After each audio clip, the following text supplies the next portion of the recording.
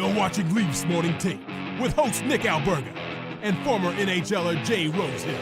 The show starts now. All right, let's boogie. Wednesday edition of Leafs Morning Take. Nick Alberga and Jay Rosehill. A rare off day for the Maple Leafs, but I don't know about you. I'm awaiting pictures of a Halloween party for the Maple Leafs. Nothing just yet, Rosie. How are you, buddy? I'm all good. Yeah, I don't know if they're smarter than that. I don't know if they just don't want to give anything, right? So all the other teams pump out team parties and pictures and costumes, and I could just see the Leafs not just having a little team rule, no pictures, no social media, and we're left in the dark. You think so? Because every year the pictures do come out, but after the fact. Like, again, Yeah. we were trying to put the pieces together yesterday. They played in Winnipeg on Monday. I think it was a late practice yesterday. You would think it would make sense. They did their Halloween party yesterday, but this is the investigation we do in this market, I guess. Yeah, really important stuff. I can't get one costume out of my mind. It was Corella DeVille and her Dalmatian by TJ Oshie. Oh my God, that was embarrassing. He was crawling around the sidewalks on his hands and knees while she had him on a leash, and I was just about ready to throw up. And that's the one that always stands out for NHL and their wags through Halloween parties. One I was not wouldn't have signed up for myself personally. Are you dressing up this year at all or no? We kind of always host at my house, and because the next day is the opening season of hunting, I just get my hunting stuff out because it's warm and it looks like you're dressed as something, and my wife will go like as a deer, an elk, or something like that, and that just kind of works. But I haven't put a lot of thought into a costume in a little while, which I used to get quite into it, but it's more about the kids now for me.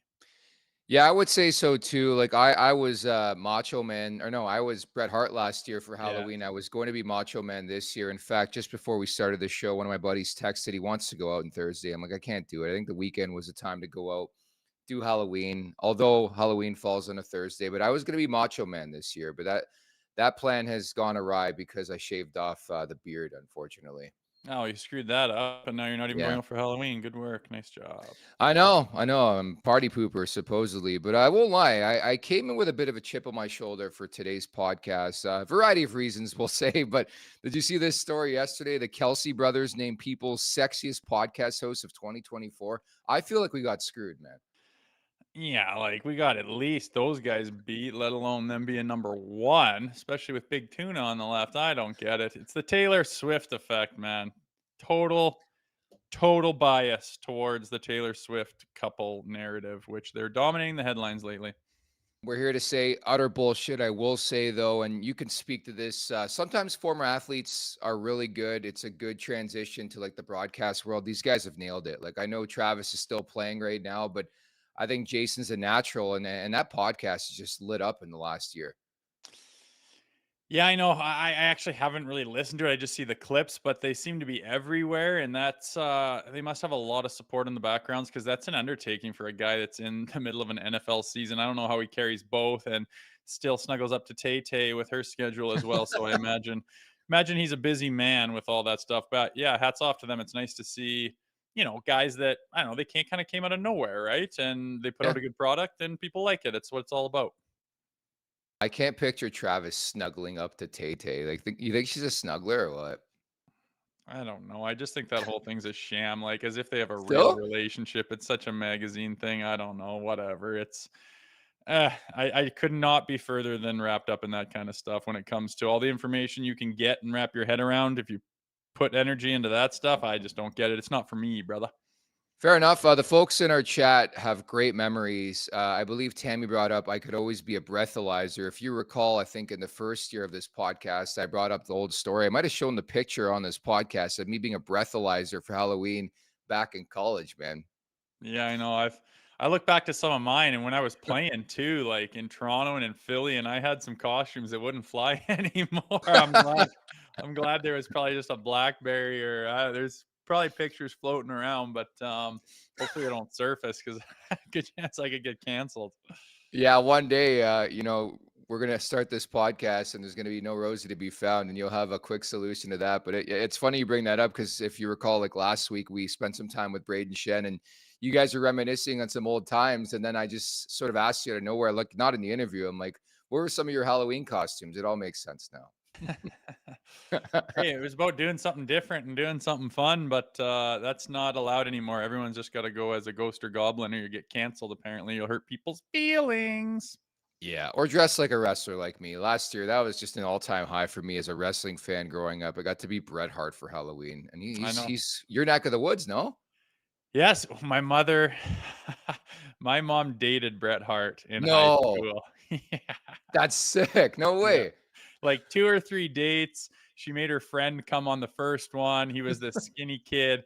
They went up to the top of this hill where the Harts lived, and she said she just remembered this huge table full of laundry because they had so many kids. And Owen answered the door, and it was 3 dates and whatever. He was kind of a skinny, shy dude at the time, but she definitely did. And then I saw Bret Hart at a Flames game, and he was buckled though. But I was saying, "Do you remember Laurie Rosehill?" And he was like, "No." And then my brother was asking, then I was like, no, her maiden name was Weremoth. And then so then he's clicked in, he goes, oh yeah, and her friend, and he totally remembered the 3 dates they went on in high school. So I've always had that to hang my hat on.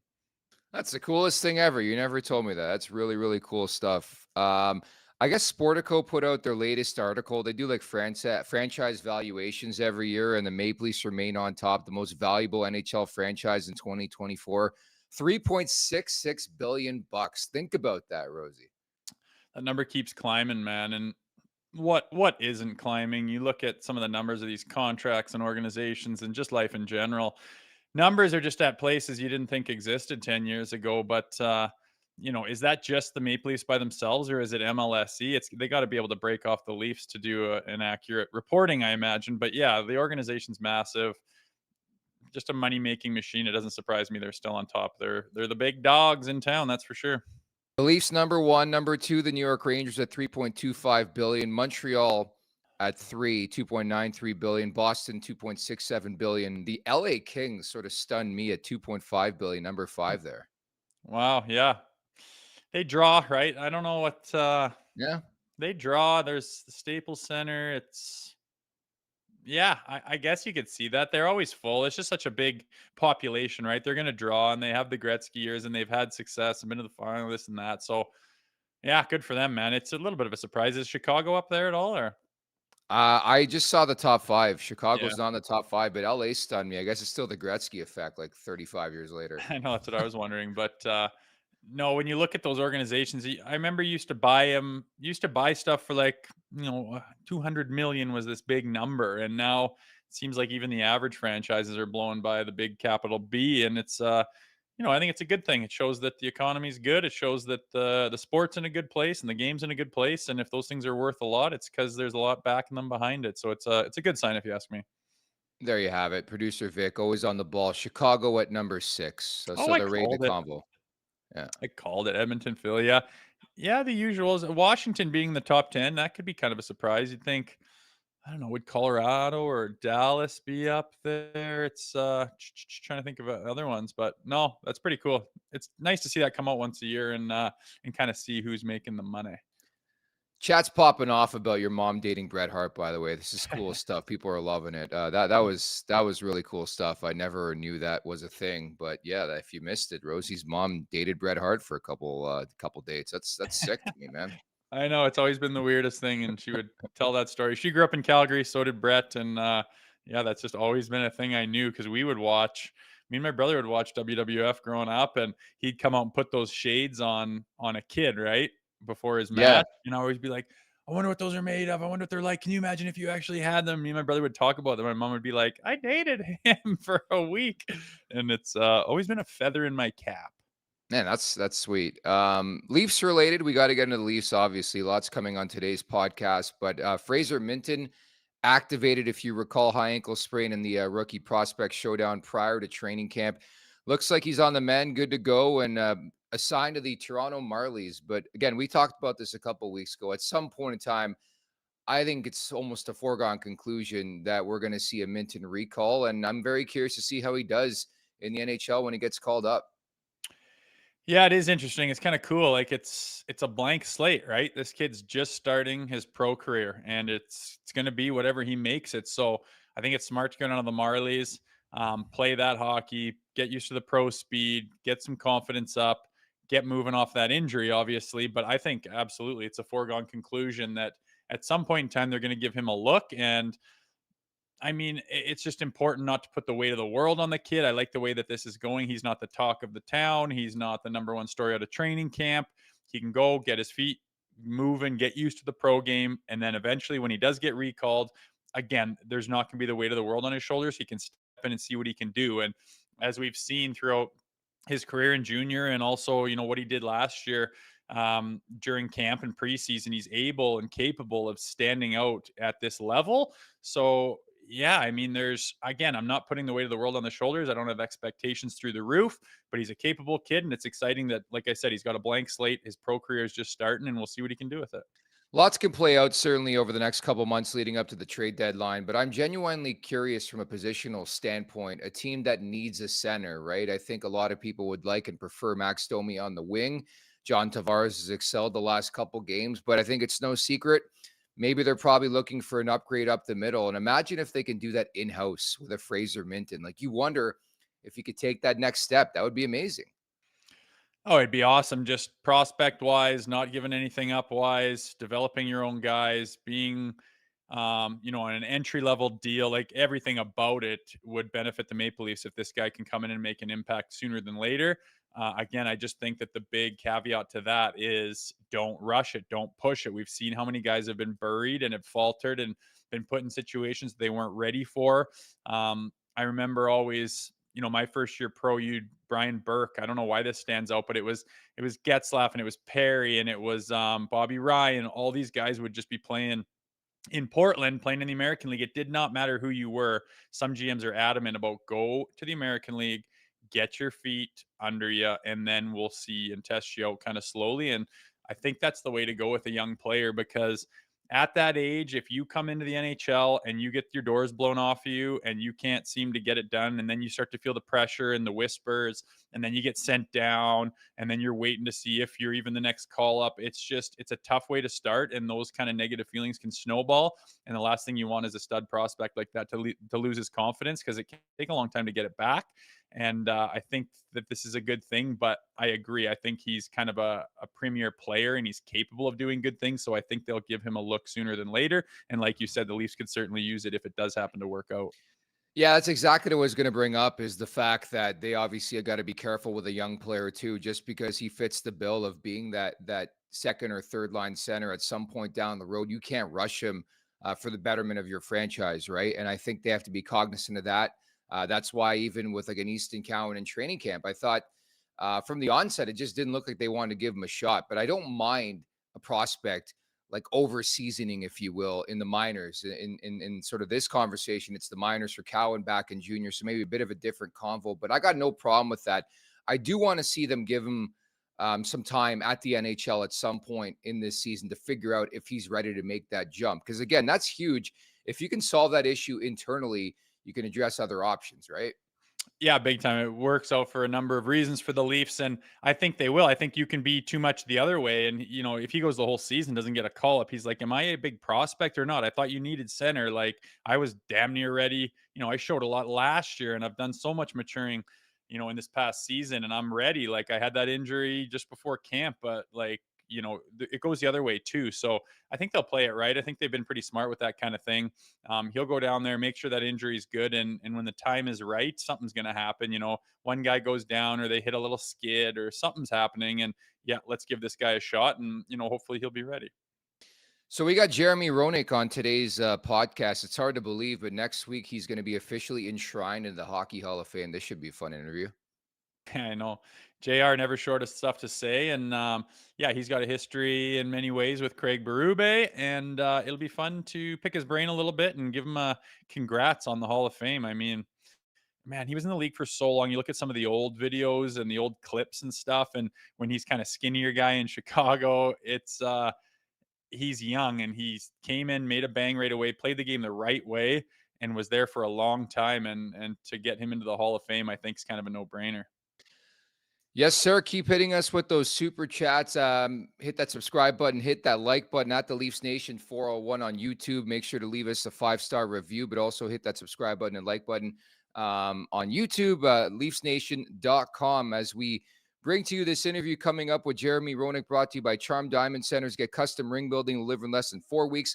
With the Charm Masterpiece program and unbeatable pricing policy, Charm Diamond Centers is proudly Canadian-owned and operated since 1972 with more than 85 locations across the country through Charm and their sister brands. For more information, go to charmdiamondcenters.com.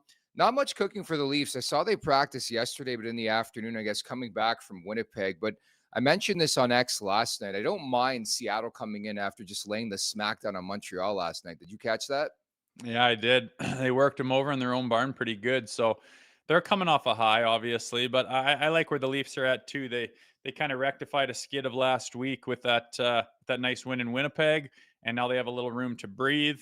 I don't know. Maybe that's why they're not doing a Halloween party or something. I don't know how much coaching management has involved in that these days, but it's a nice little breather for them. And like you said, they're going to come in with a lot of emotions, maybe a little bit drained. And I'm not big on blaming back-to-backs for lack of performance, but the Leafs are definitely sitting here waiting, and they're going to be fresh.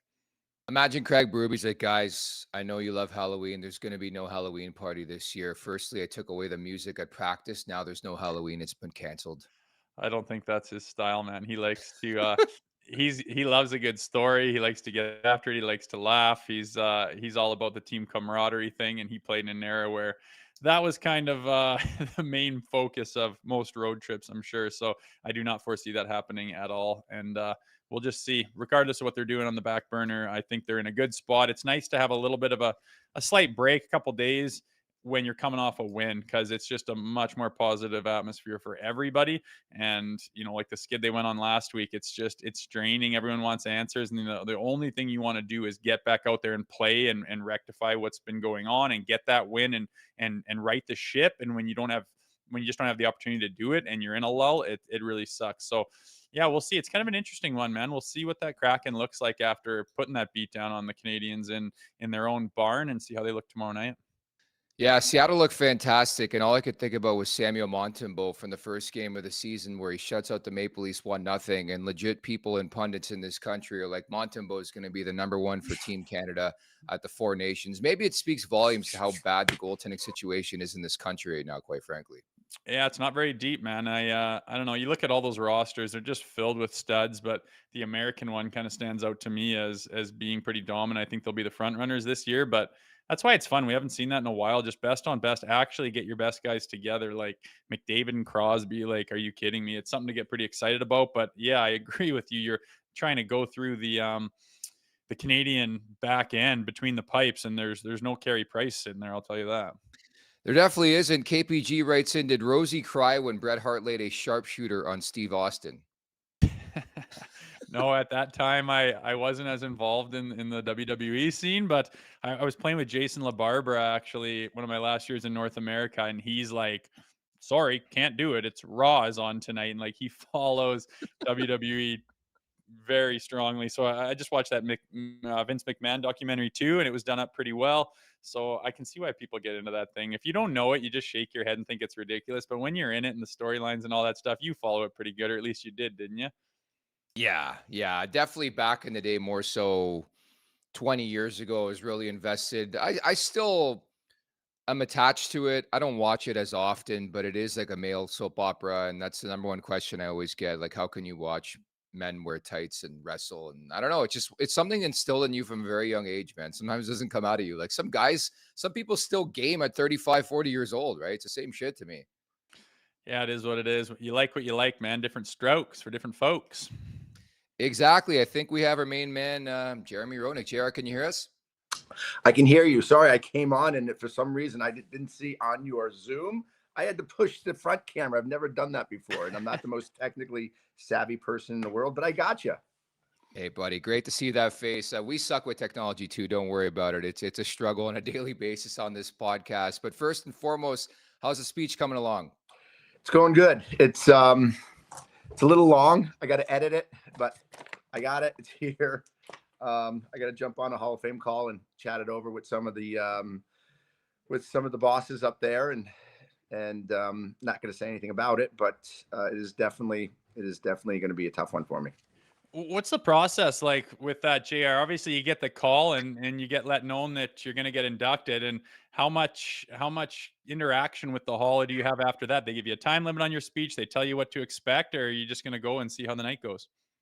Yeah, it's actually a big process. There's a lot that goes to it. It's a big weekend, and obviously, to go as smooth as possible is important.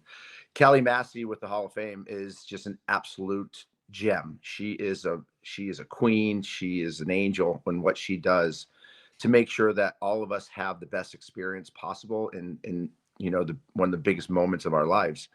But it is a lot, and I'm not making it any easier on her because I think there are about 90 people of my friends that are showing up next weekend, which is very, very, the gratitude is through the roof for me, and it's very flattering, and I couldn't be more thankful of the opportunity. But then all the people that are sharing it with me, it's really amazing. It's going to be really cool, and I can't wait for you. I know I was just wondering what the chances are you're going to mention that '04 series winning goal against the Maple Leafs in your speech. I make reference to the 2004 team, but I don't say anything about that goal because Eddie Belfour is going to be in there in front of me. I don't want to do that to Eddie. You'd never like to ruffle any feathers, would you, there, JR? I've ruffled too many feathers in my day, you guys. I think those days are a little bit over. I think How often do you run into a guy that from your playing past, whether, I know you have a history with Craig Berube, we'll get to that, but when you run into guys you used to play against, is it always just laughs about the olden days, or is there still some animosity sometimes with certain people? No animosity. I mean, I don't run into guys like Rob Ray or Chief. But I did run into Chief to Berube, during finals, and we're very good friends. He's a great man. I love him to death. I mean, I wouldn't run into Rob Ray. I don't think I'd be very, very nice to Rob Ray. I'd just probably shake his hand and then move on. I don't need to make any touch. I've made that very clear throughout my last 12 years. But I don't hold grudges. I just move on. And I think it's important that, I'll say something really funny because I was just in a room the other day with guys I used to battle against in St. Louis. I mean, I walked into the room and there's Tony Twist standing right in front of me, muscles on top of muscles, and Kelly Chase is right there. And these are the guys that I battled. I mean, they literally fought. They beat me up. They beat me up because of the things that I was, because of the way I played and the things I was doing. So, and we hugged and we had fun and we chatted about old days and all that stuff. And it was a lot of fun catching up with guys like that. We're all one big family. And when it comes down to it, Yeah, has it sunk in? Man, you're going to be a hockey Hall of Famer. How cool is that? Yeah, it's I don't think it really has. I think I've been trying to stay focused on things that are important to me and the family and doing work and staying staying in the now, in the present. And it's definitely going to be an amazing night. I'm really excited to be sharing it with my family and my friends. And but I will say it'll be very nice when it's over. And I don't think it'll hit me till I'm really up there and the lights are on and I see everybody. But I have a lot to give thanks for, and I'm going to use that time very wisely in doing so. Well, congratulations again. But you mentioned Craig Berube. He's got the helm of the Toronto Maple Leafs right now. What do you see about the direction they're heading in right now underneath that new tenure of Craig Berube? Well, I think, first of all, I think he's a great person to have at the helm there with the way that he coaches, his mentality. I think that's one thing that they need. They need someone that they could be accountable to, that played the game a certain way, that had a reputation, that had expectations and will hold expectations to those players. We've already seen some of the things that he said in the media, and he's gone after some of the top guys, whether it's Marner or Matthews.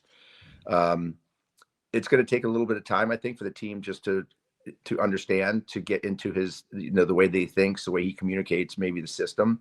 But if they buy in to a Craig Berube system, they have the possibilities of doing just what St. Louis did, and that's run right to a Stanley Cup. They have the ability to do that. It's just whether they prepare themselves and commit to doing that. It takes a lot. They haven't been able to do it in the past, but maybe Berube is the guy that gets them focused and makes them more accountable for how they play. You talk about Chief. I want to turn back the clock to early on in your career, the sucker punch revenge story. You got to tell that on this podcast. Yeah, you don't hit somebody when they're down or they're vulnerable. And we had a big melee 5-on-5 against Philly, and the referee had Berube in his arms. I mean, literally locked up, and I'm free, and there's chaos everywhere. And I'm like, the devil saying hit him, and then the angel saying no, don't do it. It's going to come back to haunt you. Well, of course, I listened to the devil, bang, and I cold cock him. And he chased me around for 5 years. Every time we played against him, he was trying to get me. He was trying to beat me up. He was trying to get at me. And I'd slip away off the ice and get off when he got on. And he says he's going to get me. And then finally, when I signed in Philly, he signed with the Phantoms, the minor league team, which we shared a building in practice, our practice facilities. They were on one side and we were on another. And of course, Craig Berube can go anywhere he wants. He's a flyer, and everybody's so respected by, has respected him. And I'm taping my stick before practice, and he comes in and hey, what's up, everybody? What's up? And I'm like, hey, what's up, Chief? And he goes, hey, JR, what's up? Puts his hand on my shoulder. How you doing, JR? Bang! And it hits me with a quick little shot right in the mouth. And I go down. I kind of buckle a little bit. And he goes, I told you I'd get you. And I said, oh, that was a good one. And we played golf that day. We had a great time. That's where we really became like friends when he did that. Well, during your Hall of Fame career, you've played on lots of different teams, seen successful teams and ones that come up short. The composition of this Toronto Maple Leafs team, you think that that's all they need is maybe the change of direction in their identity with Craig Berube, or do you think the actual roster needs some altering still? Well, obviously, they can always need roster spots, right? Always defensively. It's always the question whether the goaltender is the right goaltender to be had, right? I think that's one of the biggest questions, and I question it. I don't think that the goaltending that is there right now is suitable if you want to go win a cup. I mean, obviously, everybody can get on a roll. Don't get me wrong. But they haven't had a goaltender in there that can prove to make the big save when needed, to bail a team out when they need it. That big save is very, very important, and they haven't had that. But an identity becomes very important. The Florida Panthers won the Stanley Cup last year because they have an identity and they play to it. They're very difficult to play because the tenacity, everyone is on the same page. When you watch the Toronto Maple Leafs, especially in the playoffs, they're not all on the same page. They're not all thinking the same thing. They don't all do the same thing. It's one line here, it's one line there, it's one player here.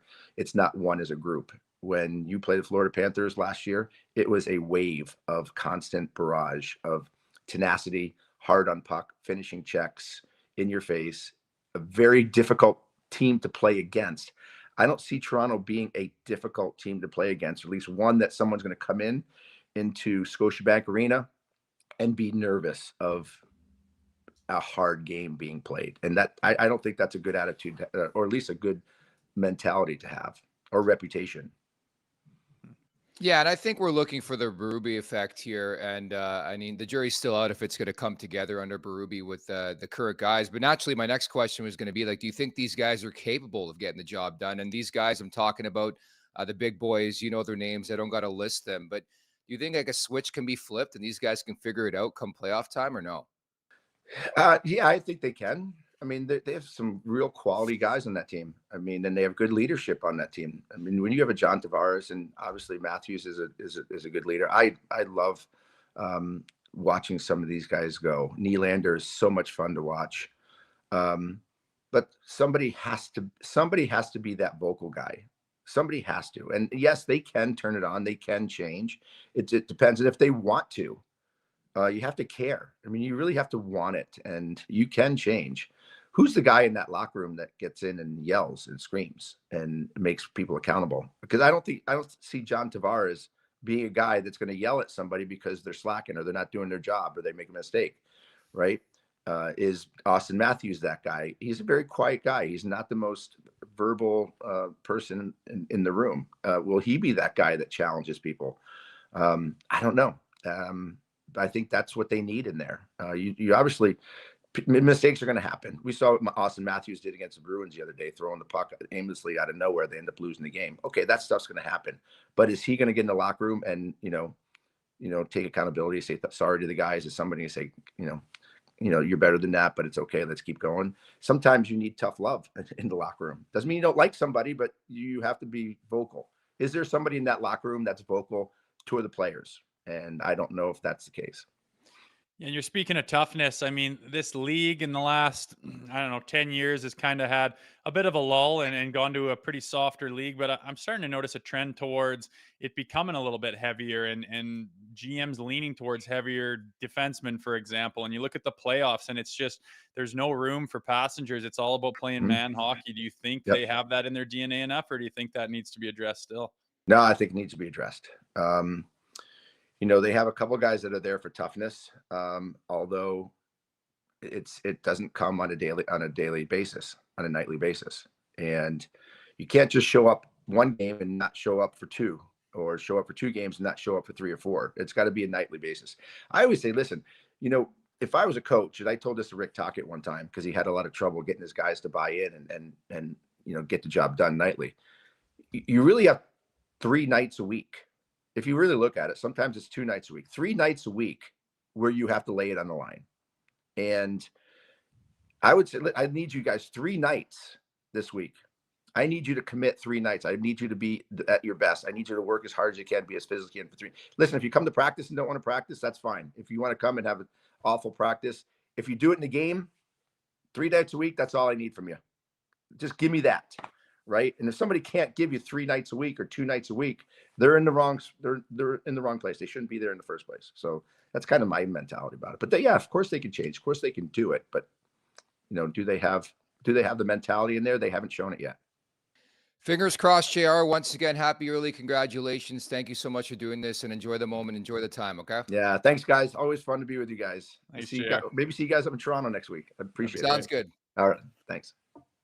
Jeremy Roenick, an absolute gem, going into the Hockey Hall of Fame next weekend, man. The guy was an absolute legend. I love that he shot from the hip, man. That is difficult to find personalities like that in the NHL world.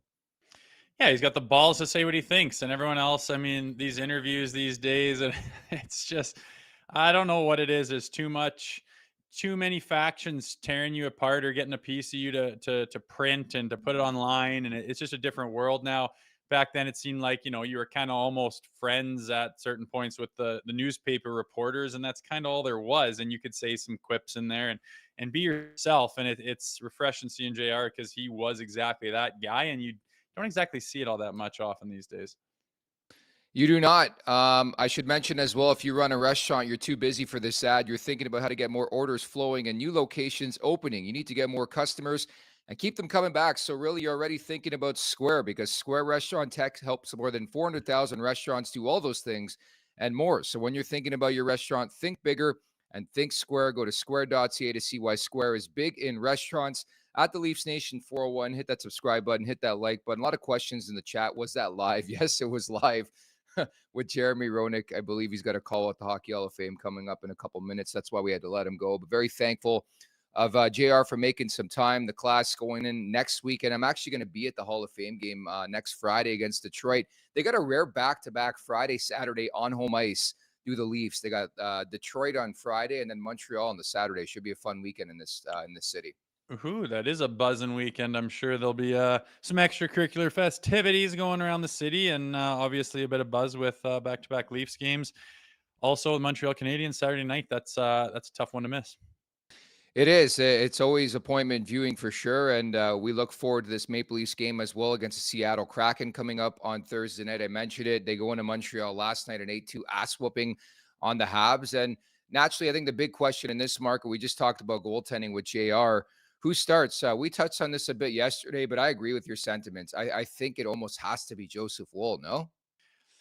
If you don't play him, then it's a message being sent of, we don't want you in net right now. And he's only had one game to kind of get under his belt, and he was hurt quite a while ago. So I think he absolutely needs to get a rep in. The schedule provides it. The opponent provides, just everything about it screams Joseph Woll. I'd be absolutely shocked if they were not playing him tomorrow night.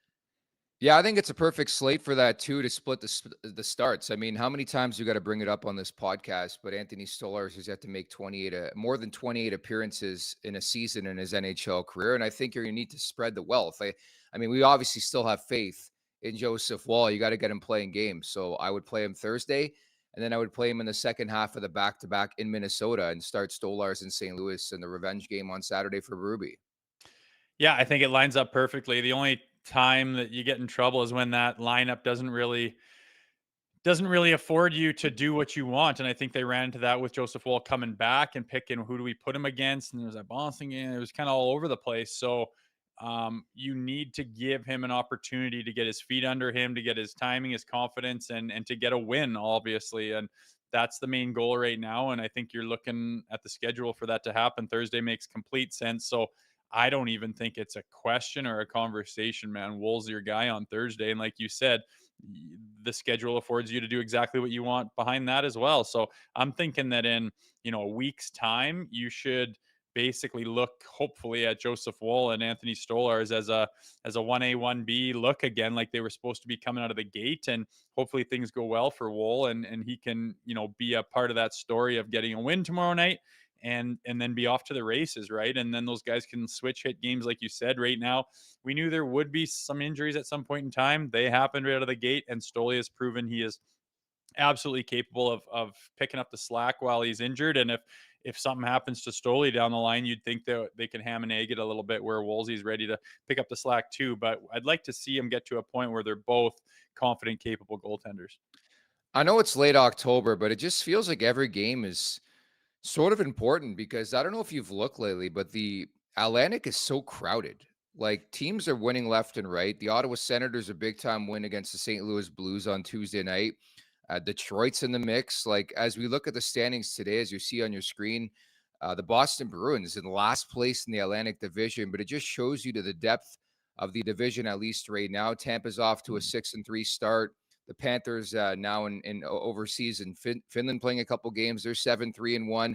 Every night's important. Not to say that they haven't been in the past, but when you have this much parity in the division early on, you start to wonder, right? Well, yeah, I mean, in the games in hand, when you've only played 10 or so, the game, you have 2 games in hand, the disparity can look pretty stretched out, and it's really not. I mean, you win those games, and that's even more bunch than it looks right there. But like you said, I mean, I look at that, and if you want to talk about, one of those teams you don't normally talk about in the division that could be coming up and making some noise, I look at the Ottawa Senators. I think they got some pieces in place, and if I were to start a franchise around one player, that Brady Tkachuk would be in the top, on one hand of the guys. He'd be right there. I think that guy is an absolute beast. His brother's already done it and proven it, and I think Brady's got even more leadership qualities than Matthew does, and they've got their goaltender problem kind of sorted out right now. We're waiting for Allmark just to be who he is, a recent Vezina winner, obviously. So I think they could be coming down and scratching and clawing. It's been kind of a long time of the same, 4 teams. You're kind of talking about battling it out, and the other guys are kind of afterthoughts. And here they are coming, and I don't see any slowing down from the teams like Florida, for example. So it's going to be a dogfight, and I cashed out my